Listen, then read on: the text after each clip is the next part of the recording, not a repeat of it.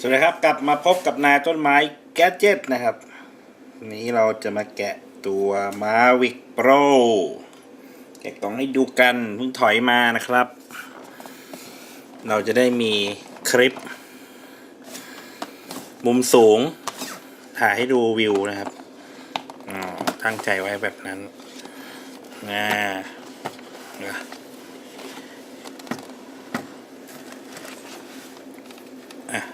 ดูกันครับในกล่องมีอะไรบ้างนะครับ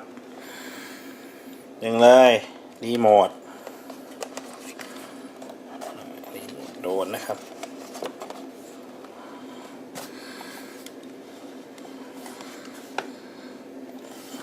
โดนตัวนี้ไว้หนีบกับแท็บเล็ตไม่ใช่มือถือของเรานะครับ iPhoneนี่จะมีหัว iPhone ให้นะครับตัวนี้เป็นสาย USB สำหรับชาร์จไฟนะครับแล้วก็เชื่อมต่ออุปกรณ์สัญญาณนะครับ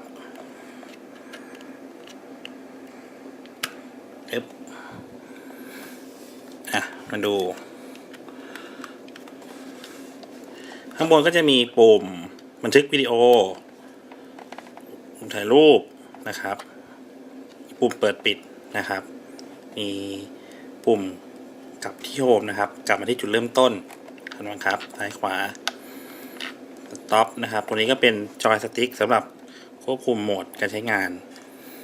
มีเสา2เสานะครับ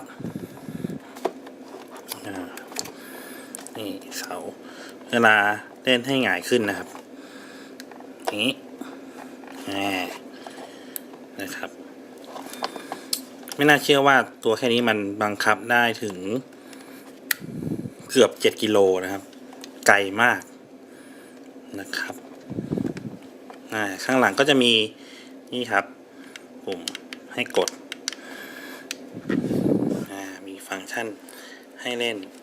นะครับทีนี้ตัวนี้นะครับตัวโดรนของเรานั่นเองตัวโดรนของเราครับมีกล้องเดี๋ยวให้ดูนิดนึงนี้ฮะคือตัวมันเนี่ยในตัวกล้องเนี่ยมันจะมีตัวล็อกกล้องอยู่เห็นไหมครับซึ่งตัวนี้เนี่ยเมื่อเลิกก่อนจะเล่นเนี่ยก็ต้องถอดออกอย่างนี้นะครับแต่พอเล่นเสร็จปิดเครื่องแล้วก็ต้องมาใส่ล็อกไว้เหมือนเดิมป้องกันการขยับของกล้องเนี่ยนะครับผมถามว่าถ้ากล้องเสียหรือหักไปเนี่ยค่าซ่อมเท่าไหร่แค่ซ่อมกล้องอย่างเดียวนะครับ20,000แพงน่าดูนะครับลืมบอกไปค่าตัวของ Mavic Pro ตัวนี้นะครับผมซื้อเป็นชุดอะไรนะคอมโบซึ่งมีแบตมาให้อีก2 ก้อนปีกอย่างเงี้ยครับเพิ่มเติมมาก็จะอยู่ที่ประมาณ 55,000 ครับในทางตลาดตัวนี้ก็ปิดได้คือถ้าบินในโหมดสปอร์ตบินเล่นนะครับไม่เน้นการถ่ายรูปเนี่ยเขาแนะนำว่าให้ใส่เกาะไว้นะครับแต่ถ้าบินในโหมดที่ต้องถ่ายรูปเนี่ยก็แนะนำให้แกะออกนะครับนี่ก็ปิดกันรอยนั่นเองทีนี้ใบพัดเนี่ยใส่มาแล้วนี้มันมีที่การแกะก็คือกดไปนี้หมุนออกก็ออกแล้วทีนี้ข้อสังเกตครับใบพัดเนี่ยมันมีแตกต่างกันซ้ายขวา2 แกนนะครับที่การสังเกตก็คือว่ามันจะมีวงสีขาวกับดำเห็นไหมครับซึ่งตัวมันเองเนี่ยก็จะมีบอกว่าใบที่ใส่วงสีขาวก็จะมีสีขาวตัวนี้ก็จะเป็นสีดำนะครับถ้าเรียกอะไรนะถ้าใส่ผิดสีเนี่ยมันก็จะใส่ไม่ได้เพราะเขี้ยวมันคนละแบบนะครับเขี้ยวคนละแบบใส่ผิดไม่ได้มันก็ใส่ไม่ลงอยู่แล้วนะครับ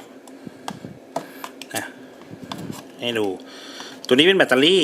ยังไม่ได้แกะ ป้ายเลยทีเดียวนะครับเป็นแบตเตอรี่เปิดแบตเตอรี่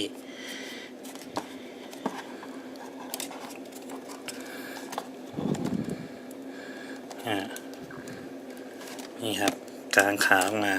เดี๋ยวค่อยกางตอนนี้ที่แคบมาดูในกล่องก่อนมีอะไรอีกในกล่องนะครับก็จะมีสายไฟมาให้นะครับสายไฟชาร์จอะแดปเตอร์นะครับนี่มันได้แกะเลยอันนี้สายสัญญาณ USB นะครับอันนี้เชื่อมต่อ Android สาย iPhone เราต่อไปแล้วเมื่อกี้นี่ก็จะเป็นหัวอะแดปเตอร์อันนี้ก็เป็นหัว Android เหมือนกันก็จะมีรองรับหลายรุ่นครับ Android Samsung นะครับเป็นหัวต่อมาให้มีอะไรอีกนี่อะไรเอ่ยตัวนี้คู่มือครับคู่มือลืมบอกไปว่าในกล่องเนี่ยถ้าซื้อชุดถ้าไม่ใช่ชุดคอมโบเนี่ยมันก็จะมีแค่แบตเตอรี่หนึ่งอันเท่านั้นนะครับนี่อะแดปเตอร์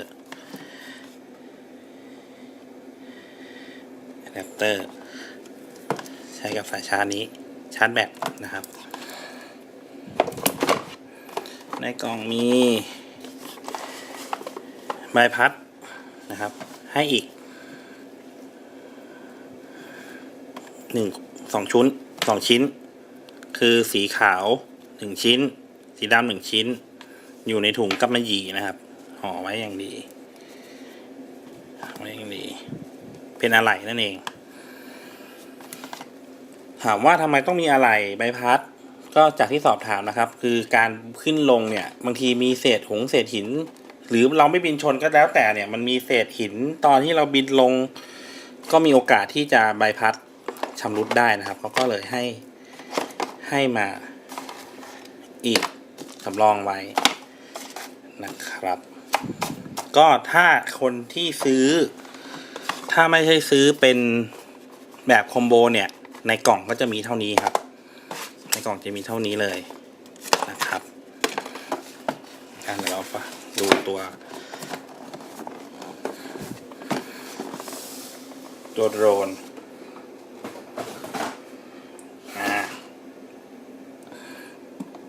ตัวโดรนอย่างนี้นะครับเดี๋ยวกางให้ดูมันมีลูกศรบอกดึงลงปึ๊บสองข้าง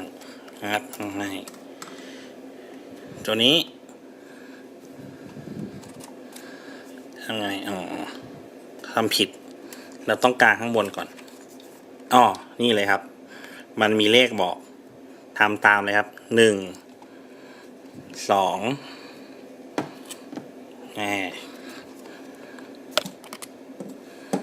นี้3เราต้องหดนี่ก่อน3 4นะครับ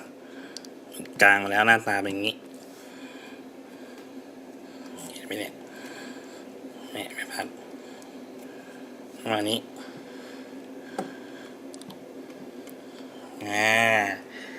นะครับถ้าถอดนี่ออกนะ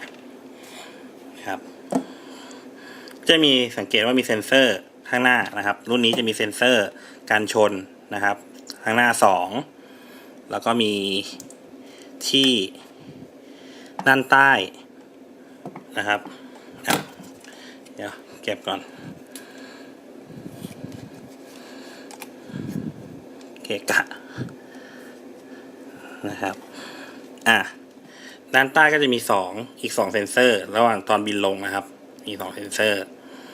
ตรงนี้จะเป็นฮีทซิงค์ระบายความร้อนซึ่งตอนอัพเฟิร์มแวร์นี่ร้อนมากนะครับตอนที่ผมไปซื้อเนี่ยมีตัวแรกที่เขาเอามาให้ใช้นะครับตัวนั้นพัดลมไม่ทำงานโอ้โหร้อนมากอันนี้พัดลมมีซิงค์พัดลมออกอันนี้ร้อนมากร้อนจริงๆแล้วบอกว่าแล้วเวลาบินจริงเนี่ยมันจะร้อนไหมเขาก็บอกว่าเวลาบินจริงเนี่ยมันมีลมอยู่ใต้ท้อง มันก็จะช่วยระบายความร้อนได้นะครับนี่เราพักทีนี้การผมซื้อชุดคอมโบมาชุดคอมโบมีอะไรเพิ่มเติมนะครับชุดคอมโบเนี่ยเขาก็จะมีกล่องนี้ครับให้1 กล่องโดนอะไรใกล้ๆก่อนมีให้มา1 กล่องนะครับสำหรับตัวชุดคอมโบนะครับคอมโบมีอะไรผมว่าเขาออกแบบเจ๋งมากเลยนะคือเขาคิดอุปกรณ์มาเนี่ยค่อนข้างครบผมแกะให้ดูเรียงก่อนได้ไม่เกะกะ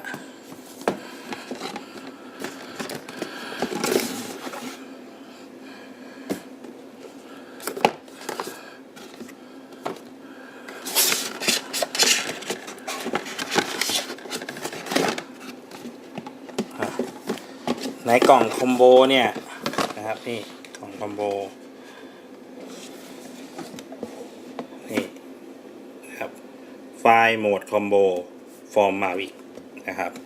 ในคอมโบเนี่ยมันจะมีอยู่อีกกี่กล่อง1 2 3 4 5 6 7 กล่องนี้7 กล่องมีอะไรบ้างไล่ทีละตัวเลย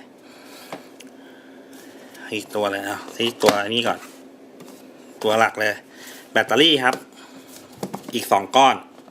รวมกับของตัวมันเองเนี่ยเป็น3 ก้อนนะครับซึ่งตัวมาวิกเองเนี่ยตามสเปคเลยเนี่ยมันบินชาร์จเต็มเนี่ยบินได้27 นาที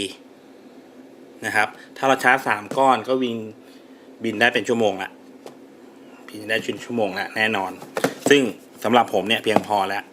ก็เลยซื้อชุดคอมโบมามีแบตเตอรี่อีก2 ก้อนนะครับชุดคอมโบก็มีนี่ครับใบให้อีก2 ใบไม่ใช่2 ใบ2ใบต่อ1 ชุดให้มา2 ชุดเท่ากับ4 ใบรวมกับของเดิมก็เป็นจะมี6 ใบนะครับใบสำรองอีก4 ใบนี้ตัวชาร์จนี้เมื่อเรามีแบตหลายก้อนไอสายชาร์จที่มันให้มาเนี่ยมันก็จะชาร์จได้ทีละก้อนมันก็เลยให้อะแดปเตอร์ที่สามารถชาร์จพร้อมกันได้4 ก้อนมาอีกตัวก็คือเสียบแบตเนี่ยพร้อมกันเลยได้4 ก้อนแล้วก็พร้อมอะแดปเตอร์ที่ชาร์จในรถถ้าเราใช้ชาร์จ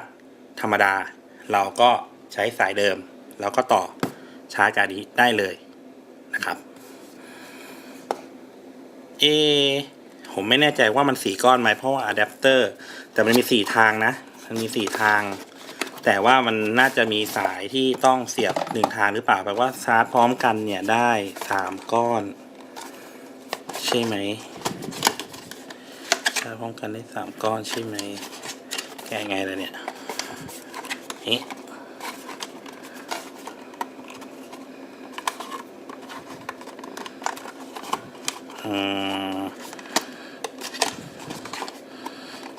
โอเคกล่องออกแบบแกะยากเหลือเกิน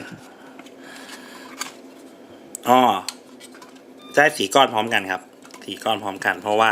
ตัวเสียบแบตตัวเสียบไฟเข้าอยู่ทางนี้แปลว่าเสียบได้4 ก้อนพร้อมกันโอเคเคลียร์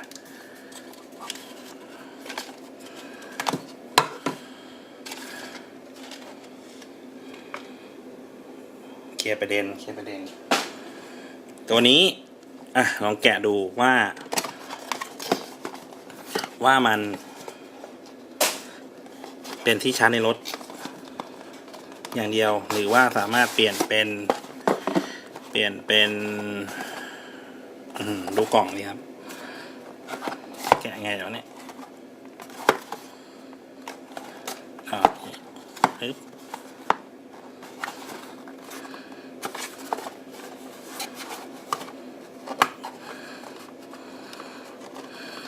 ออกแบบให้แกะแย่งครับอย่างนี้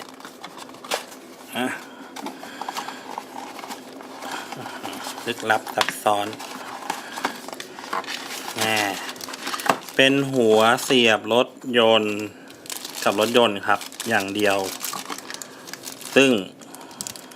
ก็ระหว่างเดินทางเปลี่ยนที่อะไรเงี้ยก็อาจจะได้ใช้นะครับทีนี้มาดูตัวสำคัญครับตัวนี้ที่ผมบอกว่ามัน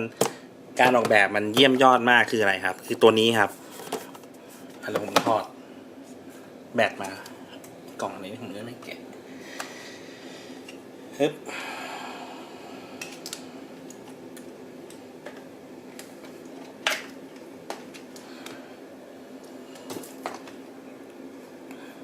แบตเตอรี่นะครับตัวนี้เนี่ยมันออกแบบมาให้เป็นตัวอะแดปเตอร์ให้เปลี่ยนจากแบตเตอรี่ของโดรนเนี่ยครับเป็น power bank ทำไมถึงต้องทำเช่นนั้นใช่ไหมครับเพราะว่าแบตของ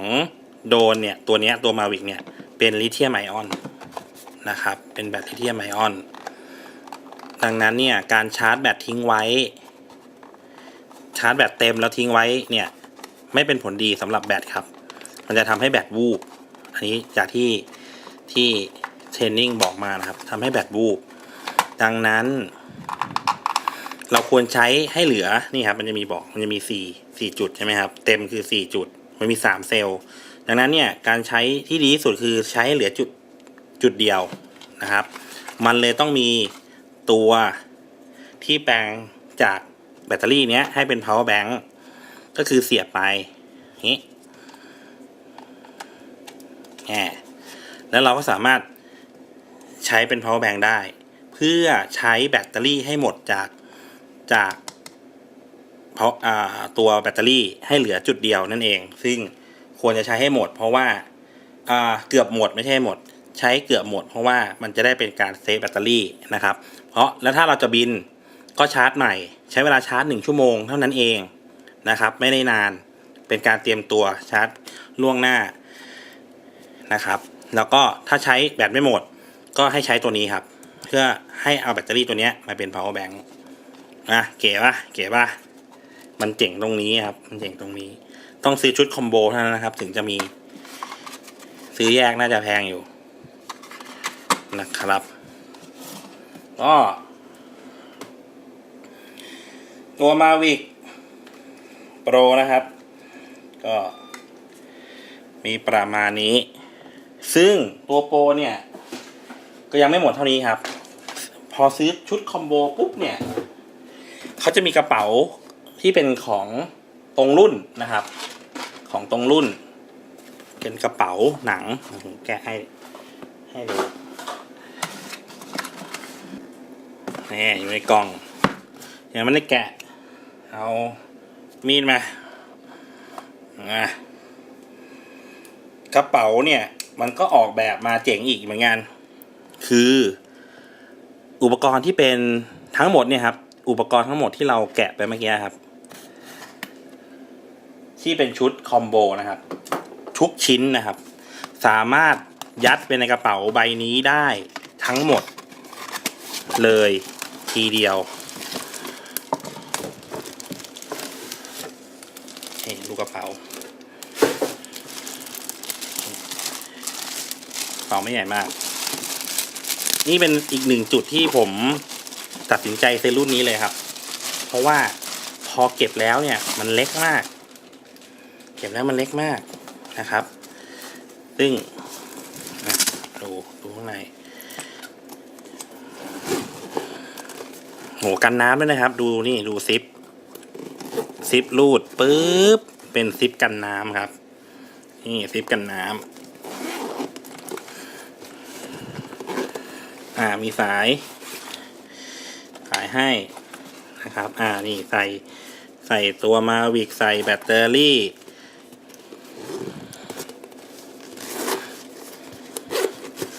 มีช่องใส่แบตเตอรี่ใส่ใบพัดนะครับเรียบร้อยจะคาดกระเป๋าก็ได้นี่คาดเข็มขัดนี่ ใส่ห้อยเข็มขัดห้อยเอวไปเลยก็ได้เห็นป่ะตัวนี้คลิปนี้ใส่อะไรใส่เมมโมรี่การ์ดได้ครับวัสดุค่อนข้างดีทำดีกันน้ำระดับหนึ่งไม่ถึงจะอยู่ตกน้ำคงไม่ไหวครับแต่ถ้าแบบว่ากันละอองน้ำซัดน้ำฝนอะไรเงี้ยก็พอได้อยู่ครับ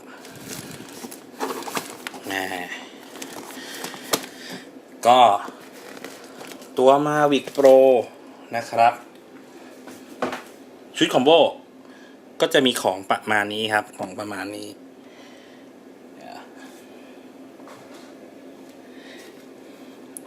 เดี๋ยวคลิปผมจะมีคลิปแนะนำการซื้อโดรนเนี่ยซื้อมาแล้วนะครับไม่จบนะครับซื้อมาแล้วไม่จบผมเจอมาแล้วกับตัวซื้อมาแล้วไม่ใช่มีตังค์ซื้อโดรนอย่างเดียวแล้วจบนะครับ